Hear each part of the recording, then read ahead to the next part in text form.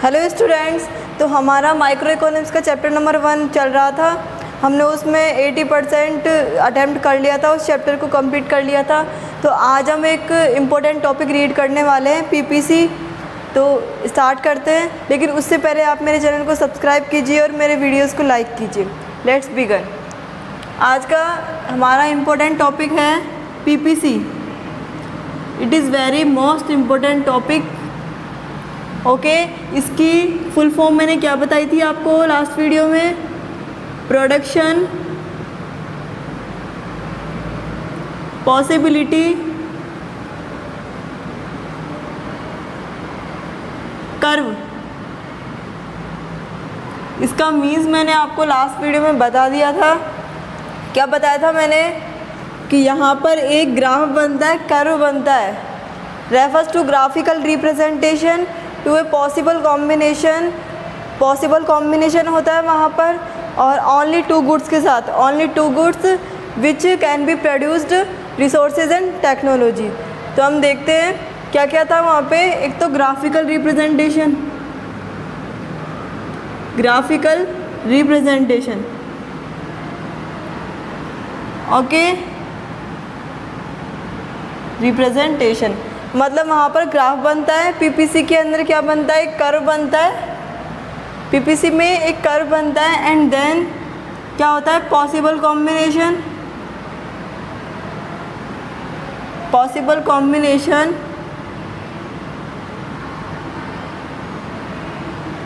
किसके बीच बनता है? पॉसिबल कॉम्बिनेशन एक बनाया जाता है टू गुड्स को लेके। ठीक है, टू गुड्स लिए जाते हैं,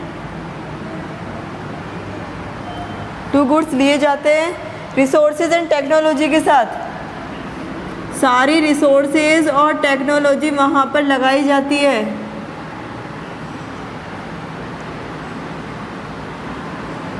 सारी रिसोर्सेज एंड टेक्नोलॉजी प्रोड्यूस की जाती है। ओके, क्या क्या था? एक तो graphical representation, possible combination, two गुड्सों में दिए होते हैं रिसोर्सेज एंड टेक्नोलॉजी। तो हमें फर्स्ट चीज़ क्या देखनी है? हमें ग्राफ प्लॉट करना है। ग्राफ प्लॉट कैसे करेंगे? जैसे यहाँ पे हमें पहले तो एक टेबल ड्रॉ करते हैं। टेबल ड्रॉ के अंदर आपको पॉसिबिलिटी ले लो या कॉम्बिनेशन ले लिया, ठीक है। अलग से एक बना लेते हैं।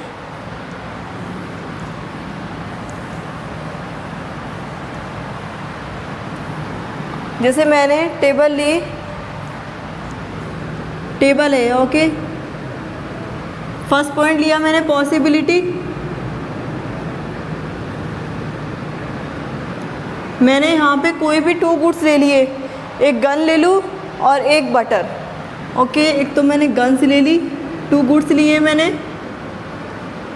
एक तो गन्स ले ली मैंने और एक क्या ले लिया? बटर। ओके, एंड देन हमें लास्ट क्या देखना होता है? एमओसी। एमओसी की फुल फॉर्म क्या होती है? Marginal opportunity cost. हम इसको रीड करेंगे अभी कि ये क्या होता है। Opportunity cost. ओके, तो ये हमें एक तो पॉसिबिलिटीज़ में तो हमें ए बी सी डी मतलब जितना भी लेते हैं हम लोग, ई एफ जी, हमने जी तक ले लिया। ओके, एंड देन हम कैसे निकालेंगे? बटर को तो हम नॉर्मली लिख सकते हैं 1 0 1 2 3 4 5 और एक ही 6, ठीक है। एंड देन अब हम गन्स को कैसे निकालेंगे? आप इनका सबका टोटल कर लीजिए। बहुत अच्छी टेबल है, आप इसे सिर्फ नॉर्मली एक लॉजिक के अकॉर्डिंग लर्न कीजिए। इनका सबका टोटल करोगे तो कितना होगा? 21। ओके, 21 आ गया। अब माइनस सब्ट्रैक्ट करो इसको, जैसे ये और ये, इसका माइनस करोगे तो 21 - 1 20 आ जाएगा। इसको और इसको माइनस करोगे तो कितना आ जाएगा? 18। इसको और इसको माइनस करोगे तो कितना आ जाएगा? 15। इसको और इसको माइनस करोगे तो कितना आ जाएगा? 11। एंड इसको करेंगे तो 6 6 और इसको करेंगे तो 0।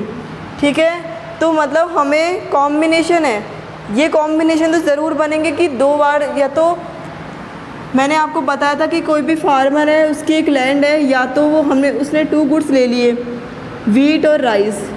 ठीक है, या तो वो वीट उगा ले या वो राइस उगा ले। यदि वो वीट उगाएगा तो राइस 0 रहेगा, क्योंकि राइस ने ग्रो किया है उसने, और यदि वो वीट ग्रो करेगा तो राइस 0 रहेगा, और यदि वो राइस ग्रो करता है तो वीट 0 रहेगा।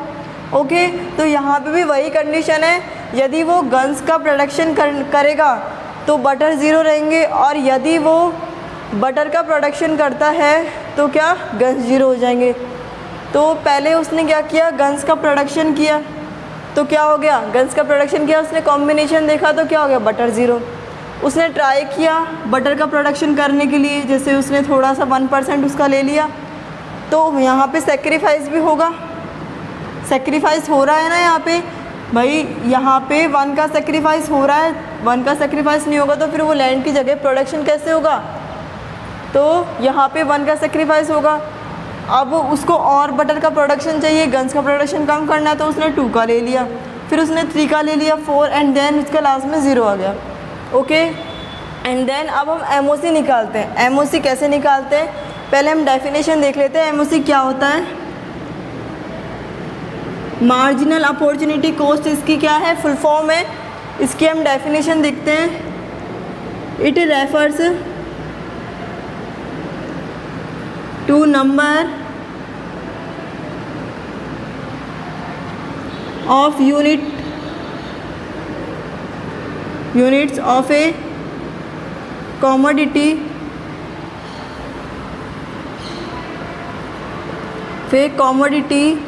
sacrificed to gives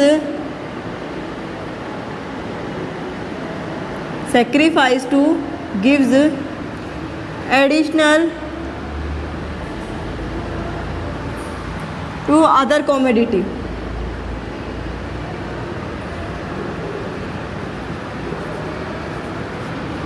मार्जिनल तो हम बाद में रीड कर लेंगे, लेकिन हमें सबसे मेन एंड इम्पोर्टेंट क्या रीड करना है, सबसे पहले ओसी, अपॉर्चुनिटी कॉस्ट क्या है, सबसे पहले हम इसको रीड करेंगे, एंड देन फिर हम रीड करेंगे मार्जिनल। ठीक है, तो सबसे पहले हम ओसी का देखते हैं। ओसी की डेफिनेशन क्या है,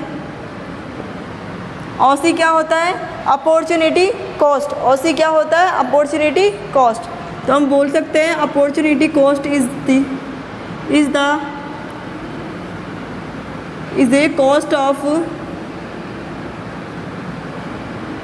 next best alternative foregone।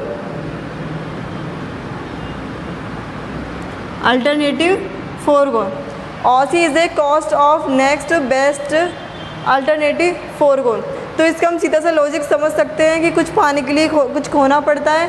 तो इसका एक एग्जांपल लेते हैं हम, जैसे एक कोई भी ग्रेजुएट स्टूडेंट है, उसने ग्रेजुएशन कंप्लीट कर ली, तो ग्रेजुएट कंप्लीट करने के बाद उसे कोई 3 कंपनीज से उसे ऑफ़र आए।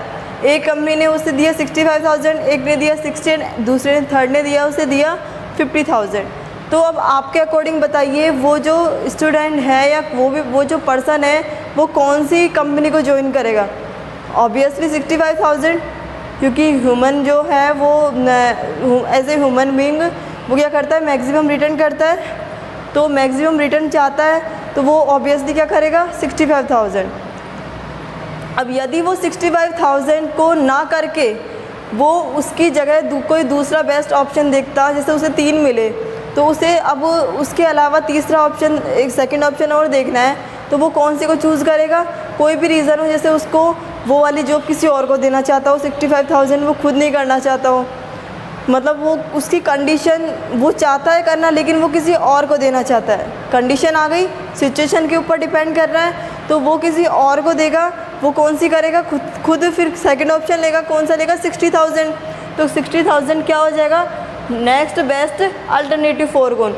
मतलब कोई भी हम कुछ भी एग्जांपल ले सकते हैं, तो जो अच्छा है, जो बेटर है, जो नेक्स्ट बेस्ट है, बेस्ट से भी जो अगला है, जैसे तो उससे पिछला जो भी हम प्रीवियस कह सकते हैं, जो अल्टरनेट होगा वही क्या होता है, OC, अपॉर्चुनिटी कॉस्ट।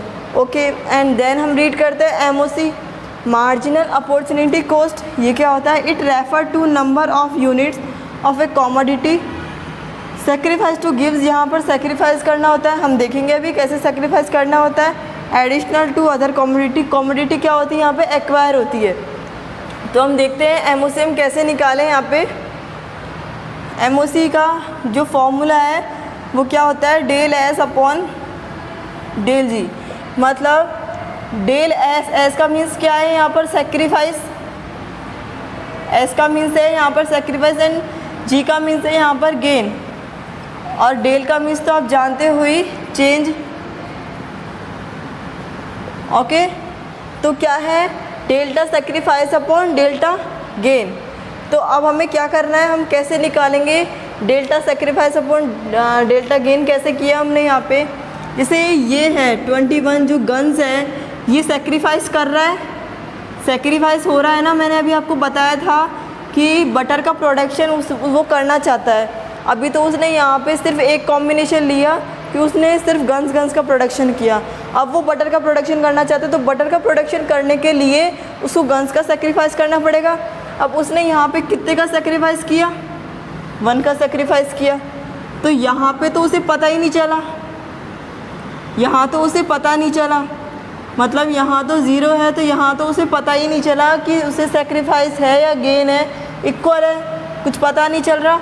तो ये क्या हो जाता है, ब्लैंक। ओके, एंड देन हम यहाँ देखते हैं कि कितने का सेक्रीफाइस है, 1 का सेक्रीफाइस है ना। तो delta sacrifice upon delta gain, ये गेन हो रहा है, ये तो सेक्रीफाइस कर रहा है, ये सेक्रीफाइस करेगा, और ये क्या करेगा, ये गेन करेगा। तो हमने गेन भी कितना किया, 1, तो यहाँ हमारे पास कितना आ जाएगा, 1। एंड देन वैसे ही हम सेकंड देखते हैं, ये वाला है 20।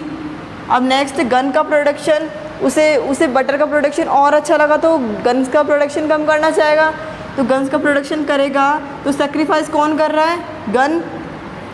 कितने का कर रहा है, 2 का, ठीक है। और यहाँ पे गेन कितना हो रहा है, 1 का गेन हो रहा है ना, 1 का गेन। तो यहाँ कितना आ जाएगा, 2।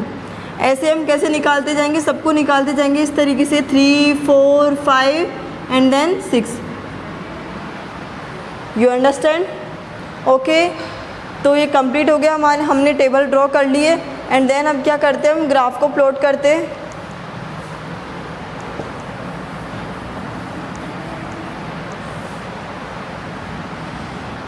ग्राफ प्लॉट करने के लिए एक बार हम टेबल को रफ में कर लेते हैं। इससे पॉसिबिलिटी है, एक तो क्या है, gun, butter and then MOC।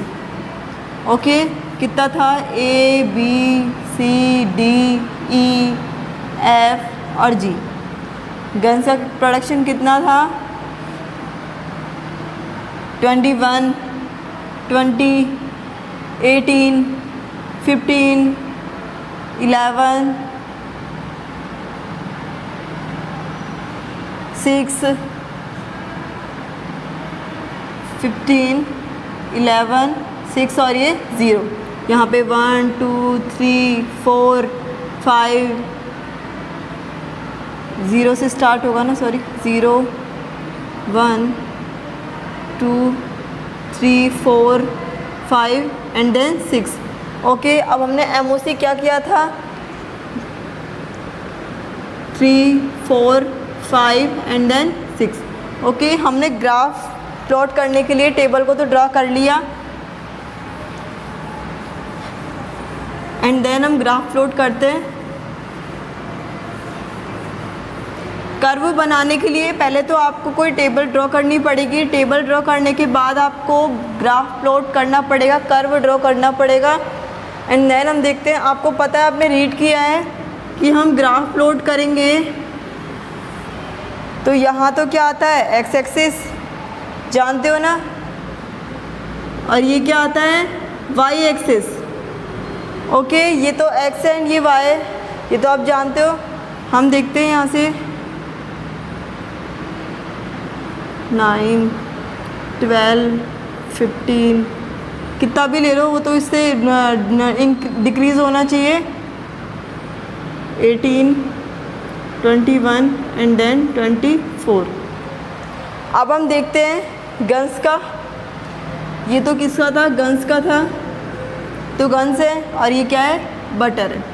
हमने 2 गुड्स ले लिए यहाँ पे। बटर का क्या है? 0, 1, 2, 3, 4, 5 एंड देन 6। ठीक है, एंड देन ग्राफ प्लॉट करते हैं। सबसे पहले देखिए 21, 0 पे तो बटर है, 0 पे तो बटर है और 21 पे क्या है? गन्स है। तो ये क्या हो जाएगा? कर दिया हमने ए हमने प्लॉट कर दिया ना। एंड देन हम बी देखते हैं। 21, 20 तो क्या है? गन है, तो हम 20 का एक्सपेक्टेशन यहाँ मान लेते हैं। ठीक है, एंड 1 कितना है? बटर है 1, तो यहाँ हमने एक एक्सपेक्टेशन मान लिया 20। तो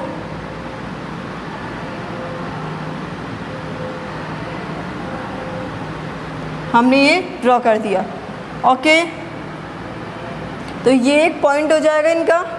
एंड देन 18 और 2, 18 तो क्या है? गन्स है, 18 गन है और 2 पे है। ओके,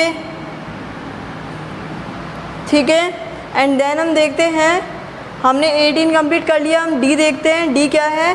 15 पे है, 15 3 पे। तो हम थर्ड कॉम्बिनेशन बनाते हैं।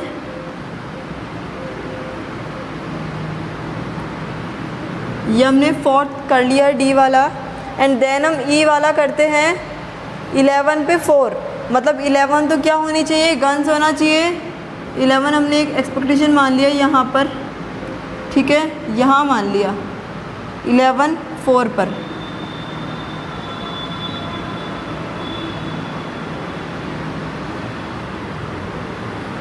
ओके, एंड देन 6 5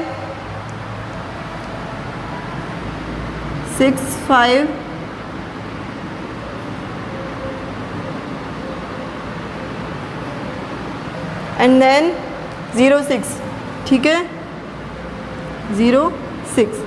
तो ये हमने ग्राफ प्लॉट किया। एंड देन हम इसका शेप देखते हैं।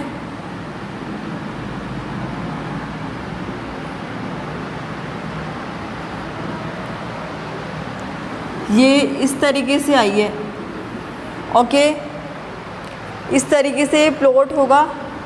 जो ग्राफ प्लॉट होगा वो इस तरीके से प्लॉट होगा। इंक्रीज़ होता जा रहा है ना, जो इंक्रीज होता जा रहा है, तो इस तरीके से ये कौन सी हो जाएगी? शेप हो जाएगी, ये कॉनकेव शेप हो जाएगी।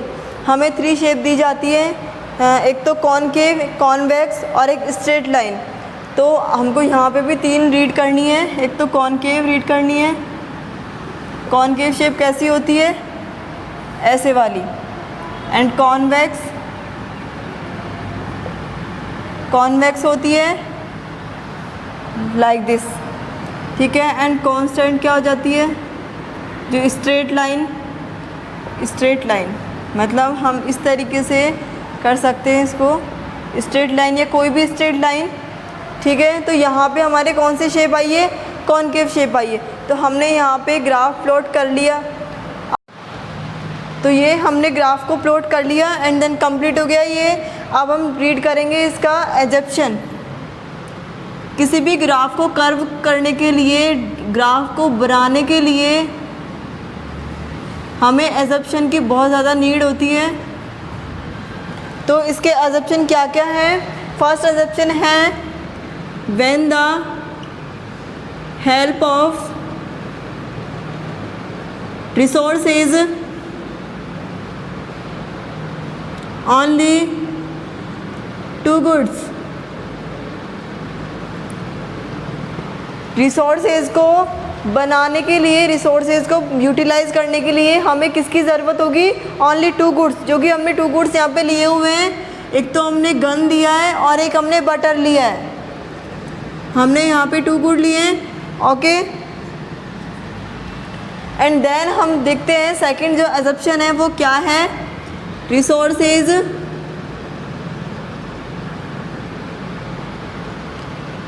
are fully and efficiently utilize. Okay जो रिसोर्सेज हैं वो कंप्लीट कर्व पर क्या हो जाते हैं, यूटिलाइज हो जाते हैं, फुली क्या हो जाते हैं, यूटिलाइज हो जाते हैं। जो रिसोर्सेज हैं ये सारे रिसोर्सेज हैं से A B C D E F और ए जी, मतलब ये जितने भी जो सारे जो रिसोर्सेज हैं वो क्या हो जाते हैं, इसके ऊपर यूटिलाइज हो जाते हैं। ठीक है, एंड देन थर्ड हम देखते हैं the level of technology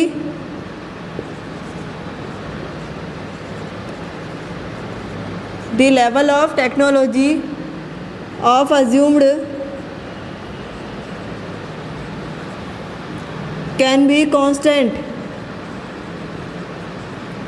यहाँ पर हम टेक्नोलॉजी के अकॉर्डिंग सब कुछ करते हैं।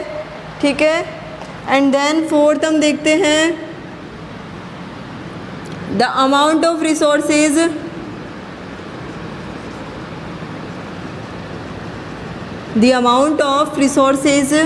are fixed। जो resources का amount है वो तो क्या है, fixed है, but can be transferred,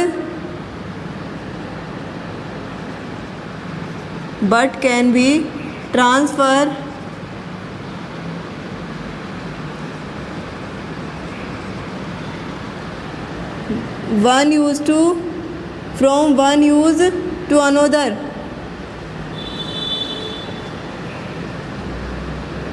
हमारे पास रिसोर्सेज तो क्या है, रिसोर्सेज का जो अमाउंट है वो तो क्या है, फिक्स है, लेकिन मैंने आपको बताया था ह्यूमन वार्ड्स अनलिमिटेड, तो जो ट्रांसफ़र है वो कैसे है, एक से दूसरी जगह ट्रांसफ़र हम कर सकते हैं।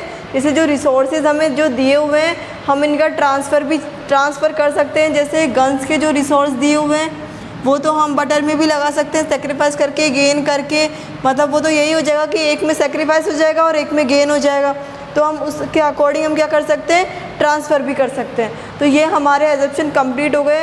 एंड देन आज का हम लास्ट टॉपिक रीड करने वाले हैं, main and important topic, PPC की प्रॉपर्टीज़ क्या क्या हैं, properties of PPC.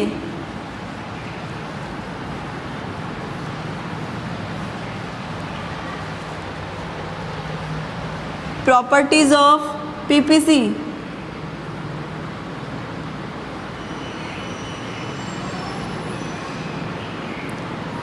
Properties of PPC, इसकी फर्स्ट प्रॉपर्टी क्या है, प्रॉपर्टी किसके अकॉर्डिंग बनती है, कर्व के अकॉर्डिंग।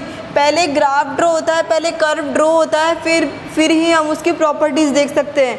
तो यहाँ पे हम पहले फर्स्ट तो क्या देख सकते हैं कि जो पीपीसी है वो क्या जा रहा है, ये जो आपको जो लाइन दिख रही है इसका जो डाउनवर्ड जा रहा है ना, ये ऊपर से नीचे की तरफ जा रहा है, तो हम क्या बोल सकते हैं, जो पीपीसी का जो स्लोप है वो क्या जा रहा है, downward.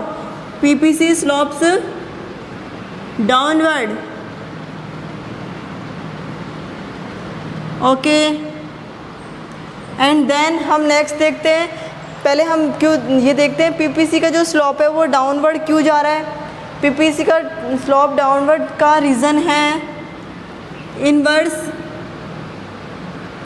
Relationship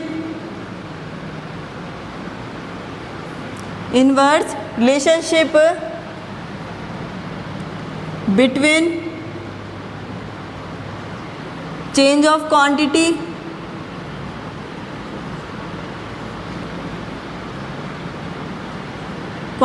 of one good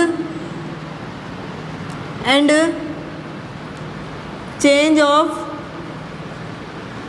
quantity of other good, या टू गुड भी बोल सकते हो, सेकंड गुड भी बोल सकते हो। जैसे आपस में इनका रिलेशनशिप है, जैसे जो फर्स्ट गुड है और उसका सेकंड गुड के साथ क्या है, रिलेशनशिप है। कैसे है, एक सेक्रीफाइस करेगा तो दूसरा गेन करेगा। ठीक है, एक सेक्रीफाइस करेगा, जैसे एग्ज़ाम्पल हम देखते हैं, इस ग्राफ के अंदर ये कंप्लीट रिलेशन बनाते हुए आ रहे हैं, रिलेशन बन रहा है इनका आपस में। तो रिलेशन बन रहा है, एक सेक्रीफाइस हो रहा है, फिर एक गेन हो रहा है, एक सेक्रीफाइस हो रहा है, फिर एक गेन हो रहा है, तो हम क्या कह सकते हैं, पीपीसी का स्लोप्स क्या है, डाउनवर्ड है। क्यों है? क्योंकि इनके बीच आपस में इनकी जो क्वांटिटी है, एक गुण की क्वांटिटी दूसरे गुण की क्वांटिटी से क्या बना रही है, एक रिलेशन बना रही है। एंड देन हम सेकंड देखते हैं कि जो पीपीसी है, ये जो कंप्लीट ये जो शेप आ रही है, इसकी शेप क्या है, हमें कॉनकेव शेप दिख रही है, हमने रीड कर ली, हमें 3 शेप्स रीड करनी है यहाँ पे। कौन कौन सी? कॉनकेव, कॉन्वेक्स और कांस्टेंट। कांस्टेंट को हम कांस्टेंट को क्या बोल सकते हैं, स्ट्रेट लाइन भी बोल सकते हैं। तो जो पीपीसी है वो कौन सी शेप है इसकी, कॉनकेव शेप है। PPC is concave shaped. क्यों है ये कॉनकेव शेप्ड? इसका रीज़न भी है। इसका रीज़न यह है, क्या है, एमओसी जो है वो क्या है, इंक्रीज़ है, इंक्रीजिंग एमओसी। एमओसी इंक्रीजिंग कैसे है? मैंने अभी आपको क्या फॉर्मूला बताया था एमओसी का, delta sacrifice upon delta gain. मतलब एक सेक्रीफाइस होगा तो दूसरा गेन होगा। ये सेक्रीफाइस कर रहा है, इसने सेक्रीफाइस किया, एमओसी बढ़ रही है, तो इसके अकॉर्डिंग फिर इसकी एमओसी बढ़ेगी, फिर इसकी एमओसी बढ़ेगी। यदि मैं देखूँ कि गन्स की हमको क्या बढ़ाना है, जैसे हमको गन्स का और प्रोडक्शन बढ़ाना है, प्रोडक्शन बढ़ाएंगे तो इसका इस तरीके से बढ़ेगा। यदि हम गन्स का प्रोडक्शन कम कर रहे हैं तो ऐसे होगा। बटर का प्रोडक्शन ज़्यादा होगा तो कैसे करेंगे, इस तरीके से। बटर का प्रोडक्शन कम करना है तो इस तरीके से। तो ठीक है, बटर का प्रोडक्शन हमने इस तरीके से कर लिया और गन्स का प्रोडक्शन हमने इस तरीके से कर लिया। ज़्यादा के लिए हमने ये देख लिया इंक्रीजिंग, और डिक्रीज़ के लिए हमने ये देख लिया। ओके, तो इसी के अकॉर्डिंग एमओसी जो इंक्रीज़ होगी, तो पहले 21 इसका सेक्रीफाइस हुआ, सेक्रीफाइस होने के बाद इसका क्या हो जाएगा, गेन हो जाएगा। गेन होने के बाद इसका सेक्रीफाइस होगा, ये सेक्रीफाइस करेगा, फिर इसका गेन हो जाएगा।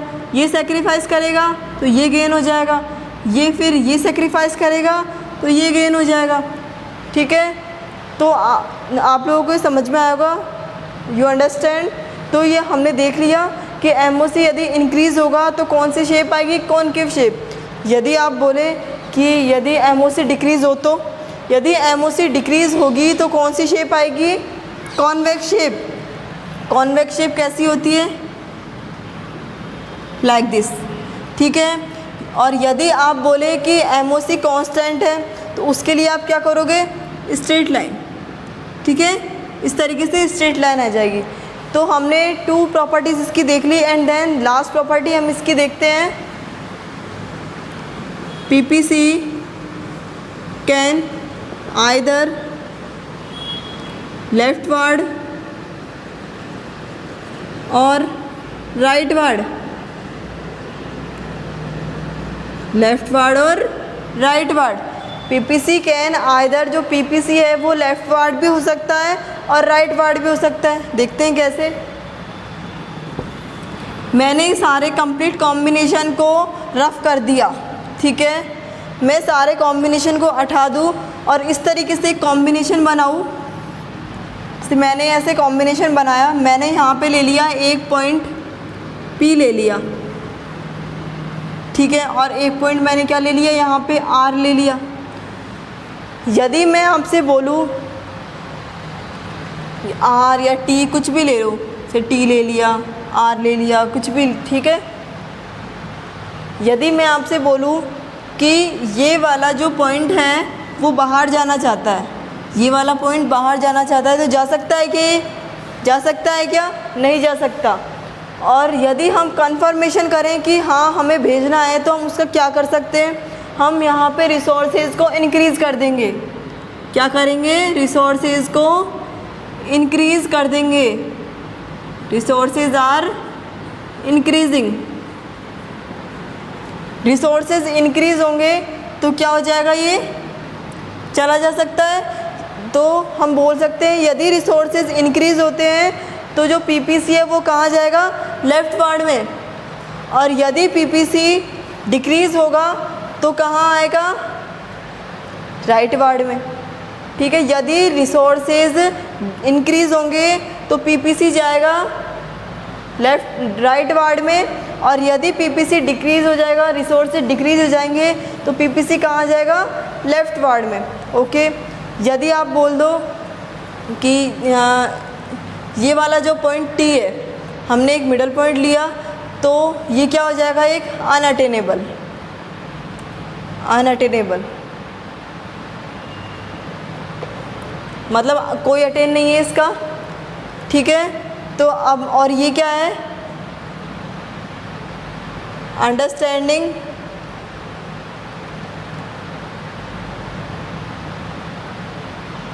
रिसोर्सेज, मतलब तो हमने यहाँ देख लिया, तो सीधा सा हमको ये लर्न करना है, यदि रिसोर्सेज को हम इंक्रीज़ करेंगे तो क्या हो जाएगा? Right ward, PPC right ward में चला जाएगा। तो यहाँ बोल रहा है ये PPC can either left ward और राइट वार्ड। जो पीपीसी है वो लेफ्ट वार्ड भी हो सकता है और राइट वार्ड भी हो सकता है। क्यों हो सकता है लेफ्ट वार्ड राइट वार्ड? कैसे हो सकता है? यदि रिसोर्सेज बढ़ेगा तो क्या हो जाएगा? Right ward. यदि रिसोर्सेज कम होगा तो क्या हो जाएगा? Left ward. Okay, I hope you understand. तो आज हमारा पीपीसी कंप्लीट हो गया है एंड हमारा जो चैप्टर है, चैप्टर नंबर 1 वो भी कंप्लीट हो चुका है। नेक्स्ट वीडियो में हम चैप्टर नंबर 2 स्टार्ट करने वाले हैं। आई होप यू अंडरस्टैंड, आप लोगों को समझ में आया होगा। पीपीसी हमने कंप्लीट किया। पीपीसी से रिलेटेड जितने भी क्वेश्चंस हैं आप इनको सबको लर्न करने के बाद अच्छे से अटेम्प्ट कर सकते हैं। पीपीसी बहुत इंपॉर्टेंट टॉपिक है, एग्ज़ाम में 100% आता है ये, ठीक है। तो ये हमारा चैप्टर नंबर 1 कंप्लीट होता है। नेक्स्ट वीडियो में हम चैप्टर नंबर 2 को डिस्कस करने वाले हैं। Thank you.